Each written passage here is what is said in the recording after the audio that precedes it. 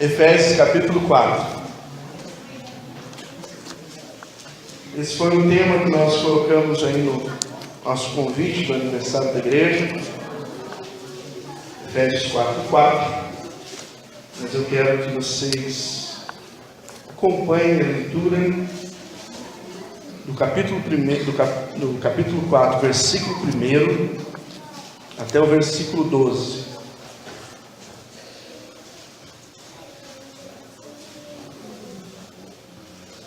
Diz assim a palavra do Senhor: Como prisioneiro no Senhor, rogo-lhes que vivam de maneira digna da vocação que receberam. Sejam completamente humildes e dóceis, e sejam pacientes, suportando uns aos outros com amor. Façam todo o esforço para conservar a unidade do Espírito pelo vínculo da paz. Há um só corpo e um só Espírito, assim como a esperança para a qual vocês foram chamados é uma só. Há um só Senhor, uma só fé, um só batismo, um só Deus e Pai de todos, que é sobre todos, por meio de todos e em todos. E a cada um de nós foi concedida a graça, conforme a medida repartida por Cristo. Por isso é que foi dito: quando ele subiu em triunfo às alturas, levou cativos muitos prisioneiros e deu dons aos homens. Que significa ele subiu, senão que também havia descido às profundezas da terra? Aquele que desceu é o mesmo que subiu acima de todos os céus, a fim de encher todas as coisas. E ele designou alguns para apóstolos, outros para profetas, outros para evangelistas e outros para pastores e mestres, com o fim de preparar os santos para a obra do ministério, para que o corpo de Cristo seja edificado. Amém. Graças a Deus pela sua palavra. Hoje nós estamos comemorando então 36 anos de existência da Igreja Cristã Evangélica do Jardim das Indústrias. Já comemoramos ontem, estamos comemorando hoje também. E os 33 anos nós temos como marco a construção deste local. Por isso que nós dizemos 36 anos. Então o marco é o templo. O templo marca o início da igreja. E nós achamos o templo muito útil. Achamos importante esse templo. Achamos que ele possibilita o ajuntamento das pessoas para adorarem a Deus. Se nós não tivéssemos o templo hoje à noite, nós teríamos que nos reunir na onde? Sei lá, na casa de alguém. Não ia caber, ia ficar desconfortável. Uns iam ficar na cozinha, outros na sala, outros na varanda, alguns no quarto, outros no banheiro. Tem que ter um lugar, esse lugar é o templo. Isso é bom, isso é importante. Esse templo serve para adorar o Senhor. Esse templo serve para que os crentes sejam edificados. Nós usamos esse templo para a escola bíblica dominical, os adultos nas suas classes, os novos na sua classe, preparando-se para o batismo, os adolescentes e jovens nas suas classes. Vamos ter a classe da terceira idade daqui a um tempo, não? Para colocar os velhinhos. Será que eles conseguem subir aqui? Quem está passando dos 70 aí já vai se preparando, né? O templo é importante demais. É bom nós termos este lugar. É também esse tempo para evangelização. Usamos ele. Nós vamos ter no sábado agora um momento aqui das mulheres, que é o chá das mulheres, às 3 horas da tarde, para as irmãs virem aqui tomar chá, trazer uma amiga não cristã, para mostrar para ele como é que é esse negócio de chá de crente. Aí você traz ela para ela ver a alegria das irmãs que estão no Senhor, para compartilhar a mensagem. Esse templo foi feito para isso. Isso é muito importante. Mas, irmão, o templo não é a igreja. O templo não é imprescindível. Nós conseguimos viver sem o templo. O templo é simplesmente um local que a gente se identifica. identificamos o tempo. Estava escrito aqui na frente, Igreja Cristã Evangélica do Jardim das Indústrias. O Laércio acabou com essa parte, pintou em cima, sumiu. Mas todo mundo sabe, a igreja está aqui há 36 anos. Se você perguntar para a maioria dos moradores, eles sabem. A igreja Cristã Evangélica é ali na Ricardo Tardelli. Mas ela não é imprescindível. A igreja que nós queremos ouvir e falar nessa noite é a igreja de Jesus. E a igreja, ela deve manifestar a vida de Cristo.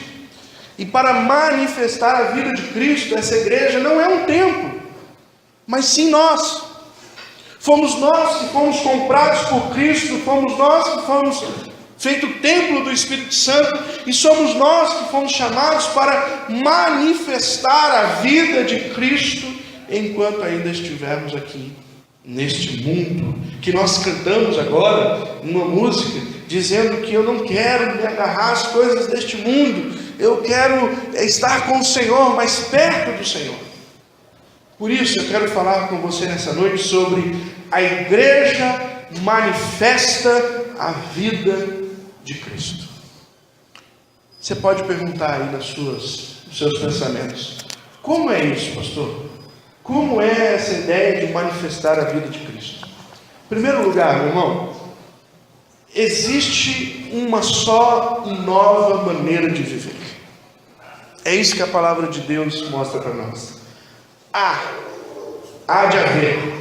Há uma só e nova maneira de viver, e está no versículo 1, 2 e 3 que eu acabei de ler para você. Que maneira é essa? Paulo começa dizendo que ele, como igreja, Paulo, está preso.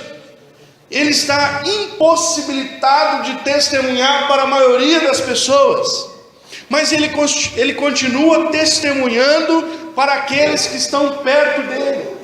A palavra de Deus, em outro lugar, Paulo diz assim: por causa das minhas algemas, muitos da guarda pretoriana, muitos guardas romanos conhecem e amam ao Senhor Jesus. Era mais ou menos assim: ficava olhando Paulo na cadeia, tinha que ouvir o Evangelho. Se arrependia, chorava, era convertido, batizado, e glória a Deus. Era assim que acontecia com o apóstolo Paulo. E essa manifestação que ele diz para mim e para você, que é manifestar a vida de Cristo, isso tem que estar em nós, onde quer que nós estejamos. Paulo estava na cadeia manifestando ali a vida de Cristo, e eu e você precisamos estar também manifestando a vida de Cristo. Como é que Paulo diz para nós que é isso? Ele diz: eu, prisioneiro, rogo que vocês vivam da maneira digna da vocação que vocês receberam. Irmãos, há uma nova maneira de viver. Há uma ideia hoje muito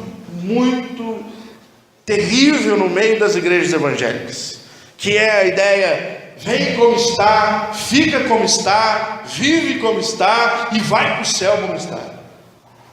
Eu não conheço esse evangelho.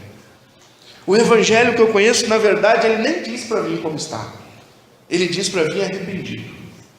Se você vem como está, você não está vindo para Jesus. Se você vem para Jesus, você vem arrependido.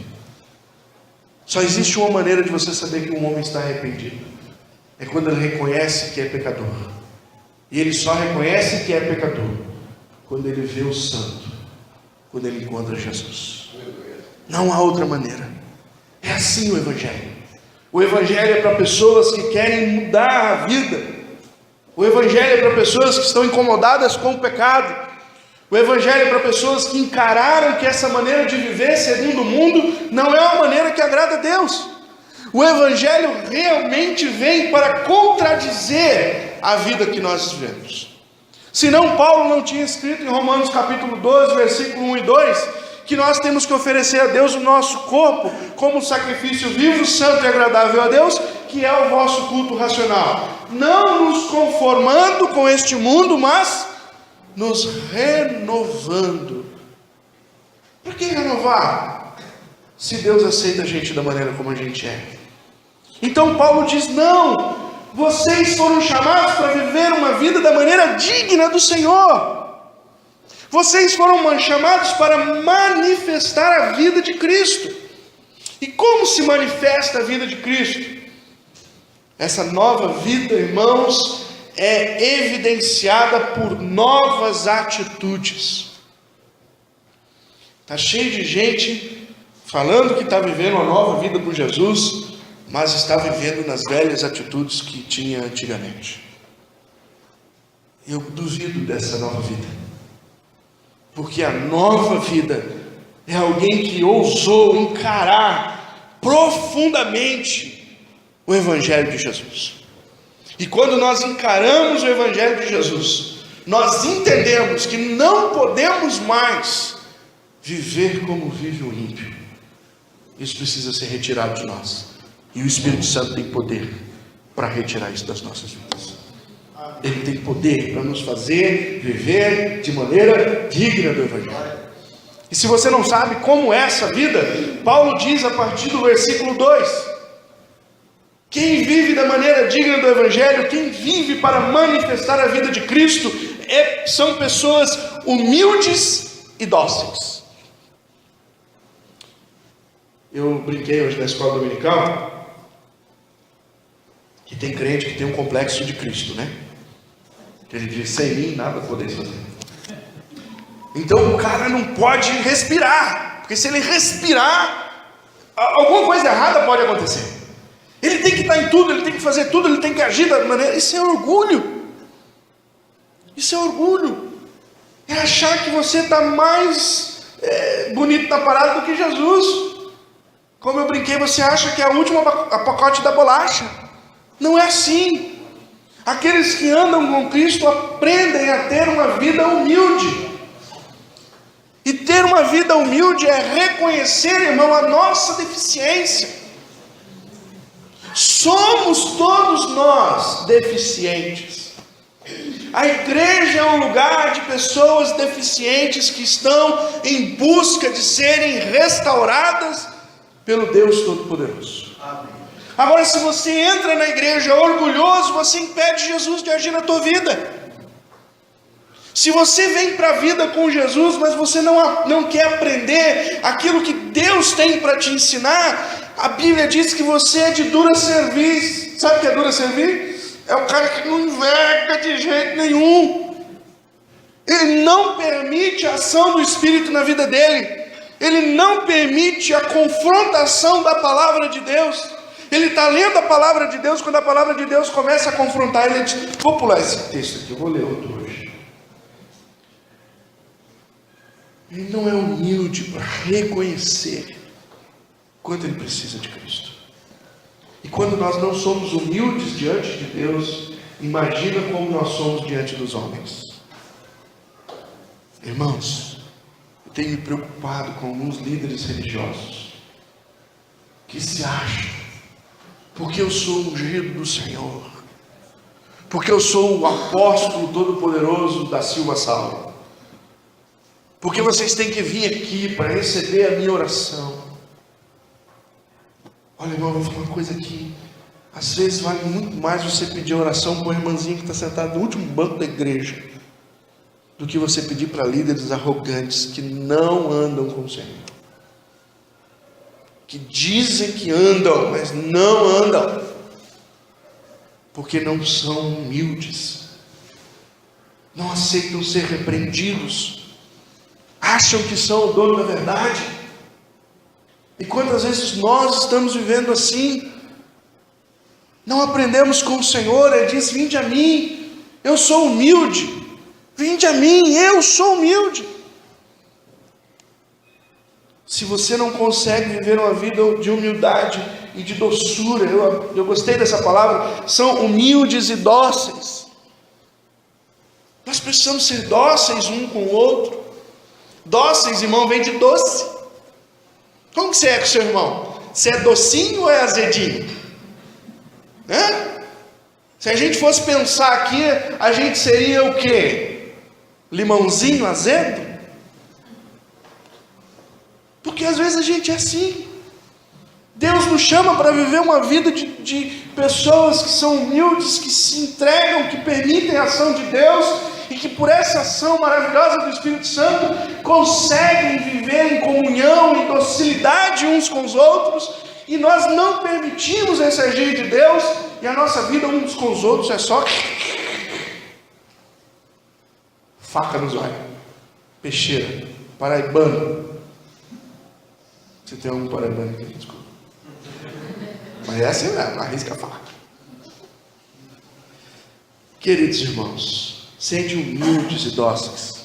Outra coisa que ele diz: sejam pacientes. Sejam pacientes. A minha irmã essa semana me mandou um áudiozinho pelo WhatsApp, que uma mulher estava gravando um áudio sobre paciência, né? Você ouviu essa? Tá rindo que ouviu, né? Aí a mulher estava assim: peraí, agora vamos. Aí leu o versículo e começou a falar: eu quero falar muito sobre paciência, porque a gente anda muito impaciente. Daqui a pouco aparece a voz do filho dela lá na cozinha: ô mãe, peraí que eu estou gravando o áudio aqui.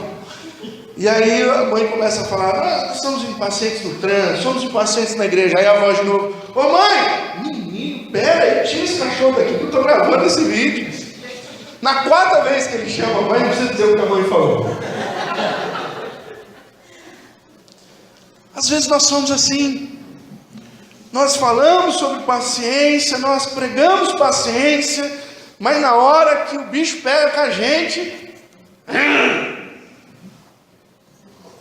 irmão, só tem um que pode te fazer paciente: é o Senhor. Você precisa se render a Ele e dizer: Senhor, trata em mim. Eu não tenho tido paciência, eu tenho sido explosivo, eu tenho sido colérico, eu tenho sido alguém que não sabe tratar as pessoas. Senhor, eu preciso ser paciente.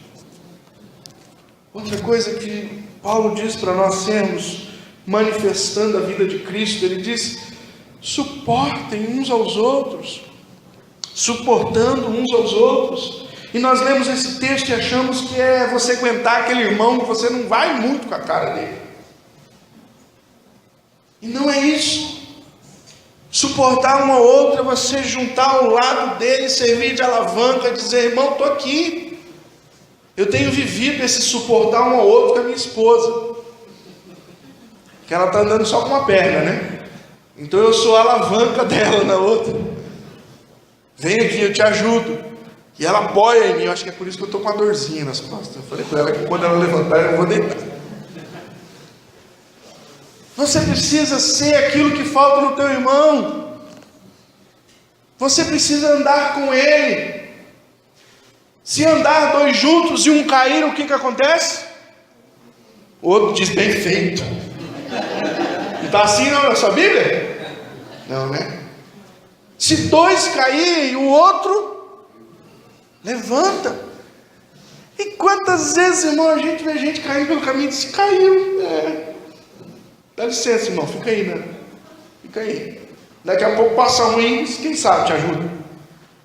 E nós andamos, nós não apoiamos, nós não damos o ombro, nós não abraçamos.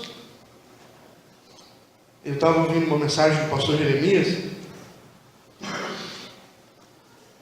e ele falando sobre aquela vez onde Paulo e Barnabé vão para a viagem. Barnabé leva o Marcos com ele.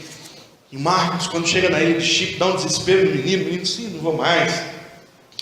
Vou para casa, porque eu vou voltar. E aí os dois: então volta. Mas é interessante porque o texto diz que eles saíram de Antioquia. E quando diz que Marcos voltou, diz: e Marcos voltou para Jerusalém. Aí você pensa: por quê? Porque você já pensou Marcos voltando para Antioquia? Quem visse Marcos chegar disse: cadê Paulo e Barnabé? E ele ia ter que dar um monte de explicação. Para onde que ele vai? Ele vai para a casa da mãe dele em Jerusalém. Ele vai para um lugar que ele sabe que ele vai ser recebido com um apoio. Ele vai para um lugar onde ele sabe que as pessoas vão abraçá-lo. Irmãos, tem gente que foge da igreja. Sabe por quê? Porque elas têm certeza e convicção de que lá elas não vão ser apoiadas. Elas vão ser cobradas. Elas vão ser humilhadas. Elas vão ser expostas. E por isso, muitas vezes, as pessoas machucadas não vão para a igreja. Isso é terrível. A igreja devia ser um lugar de cura, onde nós suportamos os nossos irmãos. Quando um cai, a gente se ajoelha e levanta. Quando um sofre, a gente corre para prestar socorro. Quando alguém está precisando de algo, nós somos deliberadamente à vontade para dizer: eu estou aqui. Porque isso é manifestar a vida de Cristo. Paulo continua dizendo: irmãos, conservem a unidade do Espírito. Como? Trabalhem para manter a paz. Sabe o que é paz, irmãos? Você ter paz com alguém não quer dizer que você concorda com ele em todas as áreas, mas quer dizer que você não tem problema em superar as adversidades para estar ao lado dele. Isso é paz. Sabe por que nós não temos paz nos estádios de futebol no Brasil?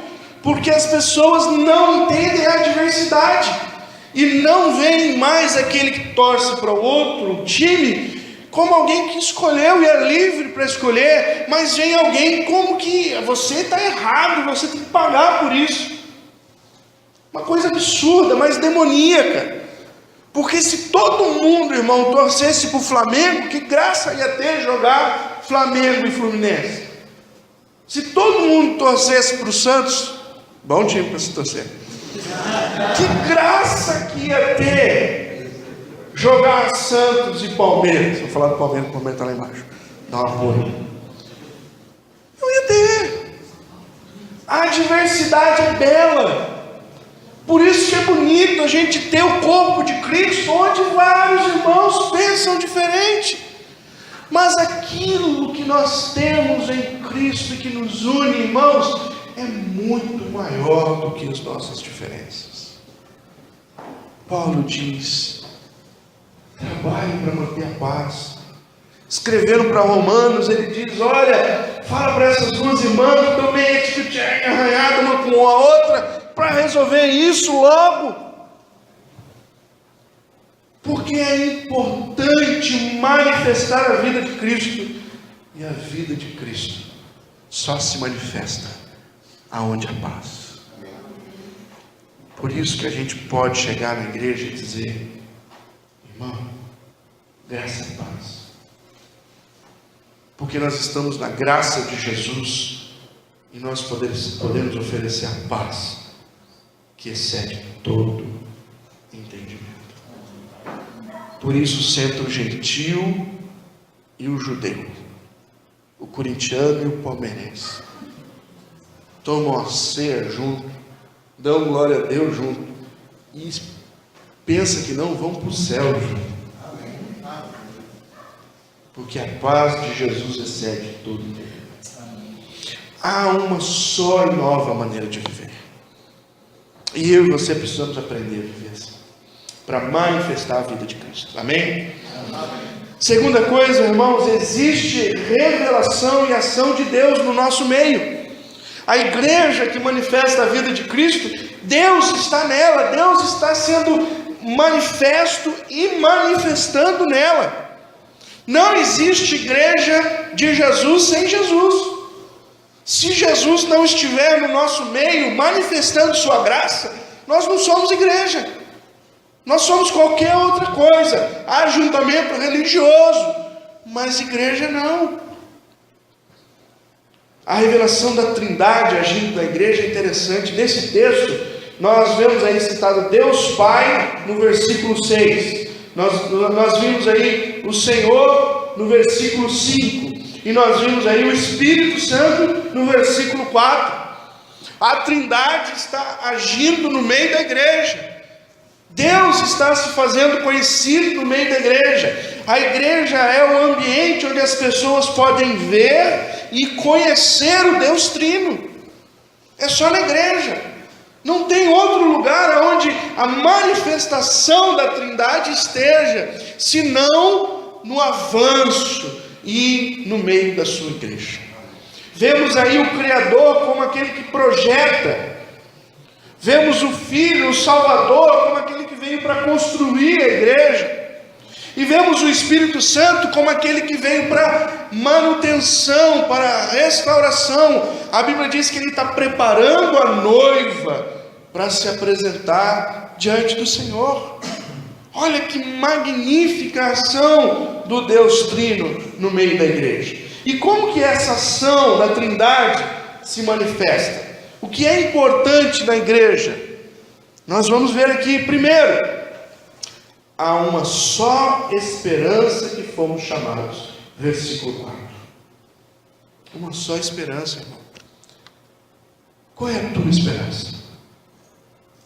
O que você espera por servir a Cristo? O que você tem como esperança na sua vida por conhecer Jesus?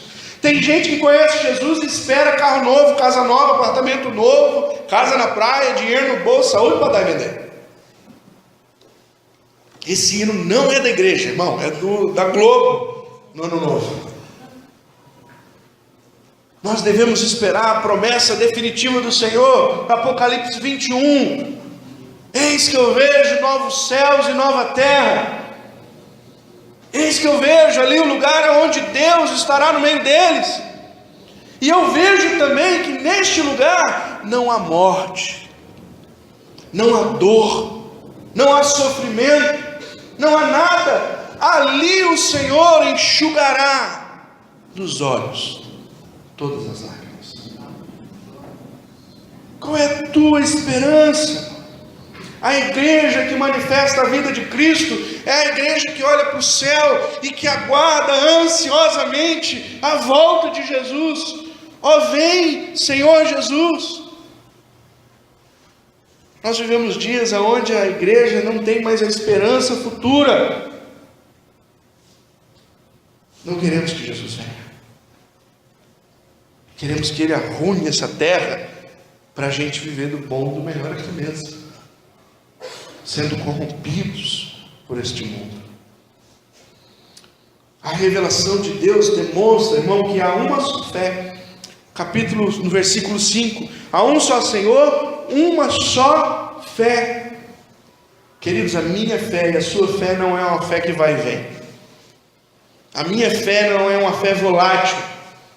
A igreja não é um lugar onde cada um ensina o que quer. A igreja não é um lugar de várias maneiras de se pensar. Ah, pastor, hoje nós estamos na modernidade, e a modernidade agora é que nada mais é absoluto. Agora tudo pode ser, tudo pode ser. E aí nós estamos vendo igrejas fazendo coisas horríveis, terríveis, como manifestando já mudança na sua declaração de fé. Esses dias teve uma igreja que ela tirou do estatuto dela que o casamento é uma união entre um homem e uma mulher, e colocou: o casamento é uma união entre duas pessoas. Sabe por quê? Você já imagina, não já imagina? Nós estamos vivendo isso, o mundo está nos pressionando para dizer que a nossa fé é ultrapassada. Queridos irmãos, nós não somos crédulos em qualquer coisa. A fé evangélica não é uma fé tapada. Não somos. A nossa fé é baseada nas Escrituras. A nossa fé está na revelação da palavra. A nossa fé está na expectativa de que Deus revelou as Escrituras e isso nos basta. Nós não corremos atrás disso, daquilo para crer. Nós não estamos atrás de ondas. Agora eu creio desse jeito, pastor, porque aquela igreja lá diz isso. Agora eu creio assim, porque aquela diz isso. Cuidado, queridos. Põe a tua fé nas Escrituras. Jesus diz: conhecereis a verdade vos... Não tem verdade fora da palavra de Deus. Não tem. Pedro, 2 Pedro, capítulo 1, versículo 21, referindo-se à palavra, ele diz assim: porque não há nenhuma profecia dada por inspiração humana, mas homens, inspirados pelo Espírito Santo. A palavra de Deus veio de homens inspirados pelo Espírito. Foi o Espírito que criou a palavra. 2 Timóteo, capítulo 3, versículo 16, nós encontramos o Senhor falando das Escrituras o seguinte: toda a Escritura é inspirada por Deus e útil para o ensino, para a repreensão, para a correção e para a instrução na justiça. Com qual objetivo? Para que o homem de Deus seja apto e plenamente preparado para toda boa obra. Aonde está a tua fé? Pessoas entram em crise, muitas vezes, e não vão à Bíblia para te refletir sobre sua crise. Eles vão atrás de pseudos gurus espirituais. Eu estou em crise, eu vou buscar um ali que ele ora e é tiro e queda. Eu vou buscar um outro lá que só olhar na minha unha ele já sabe endereço, data de nascimento, RG, CPF, quanto eu tenho no banco. Isso não é muito difícil. A palavra do Senhor é luz para os meus caminhos. Mas quando eu estou em crise, o que é a luz para mim? É na palavra que eu busco? É na orientação da única verdade e única e verdadeira revelação de Deus? A nossa fé não é uma fé besta. A nossa fé é uma fé da palavra. É inteligível, é coerente, é viva, é eficaz, é poderosa, é transformadora. Ela não muda nunca. Ela valeu para pessoas há 2000 anos atrás, ela vale hoje, e ela valerá para todo sempre. A Bíblia não é antiga e nem moderna, ela é eterna. Disse. Quem disse? Não. O pai da reforma? Lutero. Já faz 2 domingos, eu vou dar uma desculpa para vocês. A revelação e ação de Deus em nosso meio através do batismo. Capítulo, versículo 5 diz: há um só batismo. Irmão, o batismo marca o arrependimento e mudança para uma nova vida. Ela se dá porque um pecador encontrou o santo. Alguém só muda quando encontra Jesus. O batismo testifica que alguém compreendeu que só por meio de Cristo ele pode morrer para a vida atual e começar uma nova história. 2 Coríntios capítulo 5, versículo 17: eis que todas as coisas se passaram. Todas, viu? Foi meia dúzia delas, não. Tem gente que lê a Bíblia e não entende que todas as coisas se passaram e fica arrastando bicho morto e feio na vida nova. Chuta lá, meu filho. Deixa lá. Ficou. E eis que tudo se fez novo. Se faz novo por causa da ação poderosa do nosso Senhor Jesus Cristo na minha e na sua vida. O batismo representa isso. O batismo representa alguém que escolheu morrer, porque já não aguenta mais essa vida desgramada que leva, e escolheu viver para uma vida que tem a promessa de triunfo, porque eu posso todas as coisas naquele que me fortalece.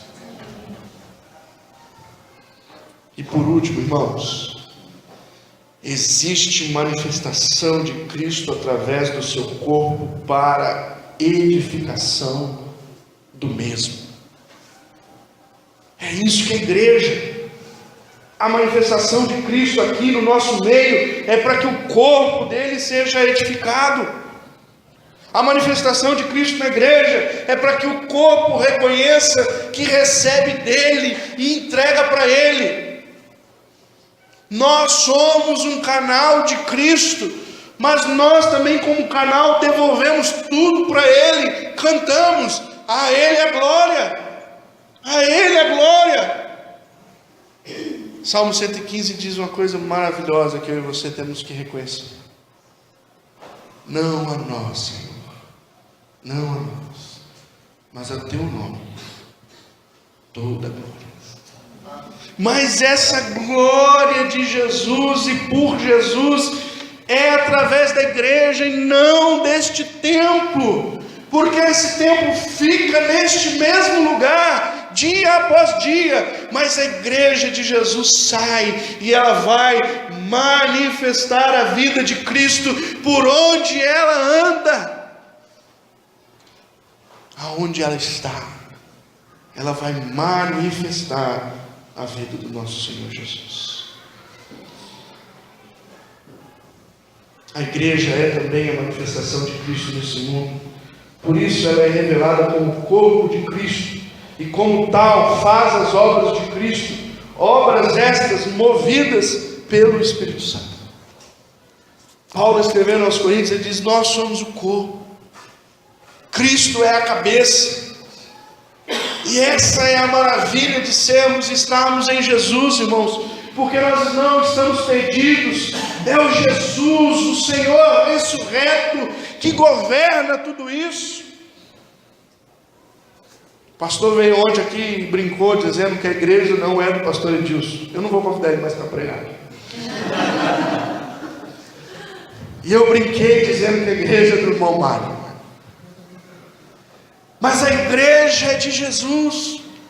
Ele morreu, ele assumiu a cruz, ele viu que era bom morrer por cada um de nós, ele achou isso grato. A Bíblia diz que ele olhou para o seu trabalho penoso e se satisfez.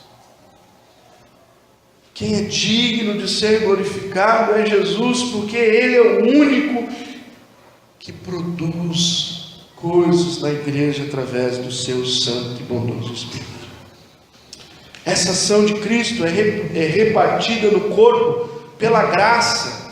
O versículo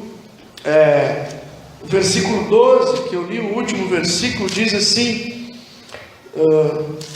voltar aqui em Efésios, estava lá em Timóteo, Efésios capítulo 4, versículo 12, vai dizer que a graça foi repartida em nós.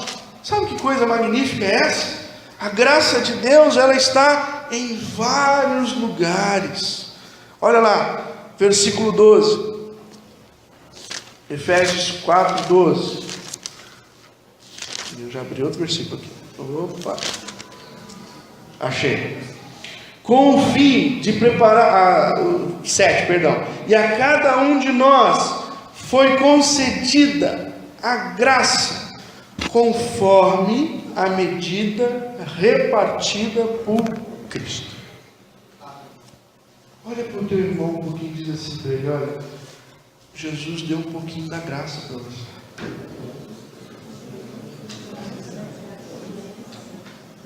A igreja é feita dessa multiforme sabedoria de Deus, aonde Ele olhou para nós e disse: toma, é grátis, a minha presença no meio de vocês faz parte da minha graça. Ele derramou os dons aos componentes do seu corpo. Ele fez isso, o versículo 11 diz: Ele designou apóstolos, profetas, pastores, evangelistas, mestres. Ele fez isso. Em 1 Coríntios 12, tem lá um outro tanto de dom que ele dispensou sobre a igreja. Em Romanos 12, em Efésios aqui, em outros textos, Deus, pela sua magnífica graça, foi derramando os dons no seu corpo. Irmãos, quando nós, a igreja de Jesus, manifestamos vida, é Cristo que as pessoas estão vendo. Não somos nós. É por isso que nos chamamos cristãos, que quer dizer pequenos cristos. Quando deram o nome de cristãos, é porque olharam para as pessoas em Antioquia e diziam assim: como eles parecem com o Deus que eles pregam, como eles parecem com esse Jesus que eles estão falando. Isso é a maravilhosa graça de Deus na minha e na tua vida, nos capacitando, irmãos, para nós, essa igreja maravilhosa, manifestar a vida de Cristo onde quer que nós estejamos. Com o objetivo, Jesus tem que o nosso corpo, ou melhor, o corpo dele, a sua igreja, seja edificado para a glória dele, e mais, para glorificar a ele diante dos homens. Mateus 5,16. Assim brilhe a vossa luz diante dos homens, e eles glorificarão ao vosso Pai. Quando Jesus se move em nós, a igreja manifesta a vida dele, e tudo isso volta em glória para ele mesmo, porque nós somos somente parte dessa história. O seu corpo que está perambulando por este mundo mau, jaz no diabo, mas demonstrando a graça e o favor de Deus a todos aqueles que o querem. Quero terminar, irmãos, dizendo o seguinte: agradecemos a Deus pelo nosso tempo, agradecemos a Deus pela possibilidade de nos reunir aqui, de adorar a Deus aqui.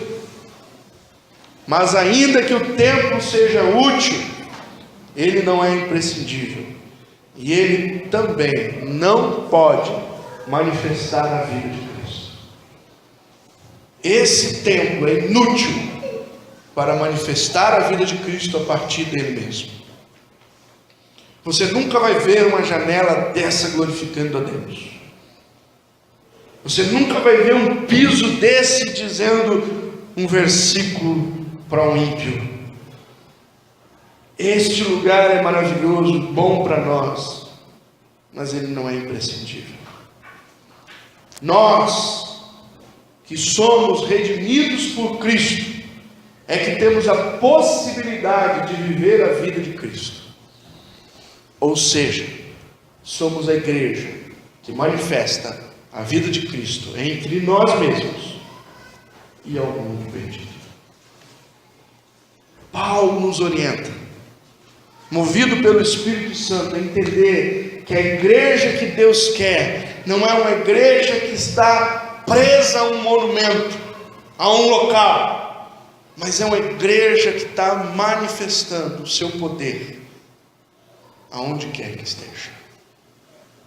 Por isso, queridos irmãos, há uma só maneira de viver, de modo digno, segundo você foi chamado. Por isso, meu irmão, há nessa igreja em nós a revelação e a ação de Deus. É disso que nós precisamos, e é isso que Deus faz nas nossas vidas. E é por isso, meu irmão, que há manifestação de Cristo, existe manifestação de Cristo no seu corpo, para a edificação do mesmo e para a salvação do perdido. E que Deus nos ajude a ser essa igreja que manifesta a sua vida em todo o tempo, para a glória dele. em nome de Jesus. Feche teus olhos. Vamos orar.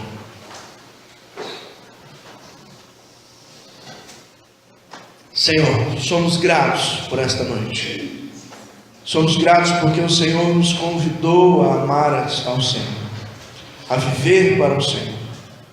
Somos gratos porque o Senhor nos remiu. E nós, ó Deus, somos ovelhas do teu rebanho. Somos gratos porque o Senhor nos deu este lugar para adorar o teu nome. Mas nada disso, Senhor, nada disso pode ser tão importante para nós como a graça dispensada em nossas vidas para manifestar a vida de Cristo em todo o tempo e em todo lugar, a todas as pessoas. Oro pela minha vida, oro pela vida dos meus irmãos aqui nesta noite, que essa graça que o Senhor nos deu, que tantas vezes está em nós desmotivada, que o Senhor, pelo poder do teu Espírito, nessa noite, reacenda o orgulho, ó Deus, que nós podemos ter de servir ao Senhor. Se há uma coisa que podemos nos orgulhar, é na cruz de Cristo. É nisso que nós queremos, Senhor, manifestar em todo o tempo a vida de Jesus, a vida de Cristo, para a tua honra e para a tua glória. Oro isso em nome de Jesus.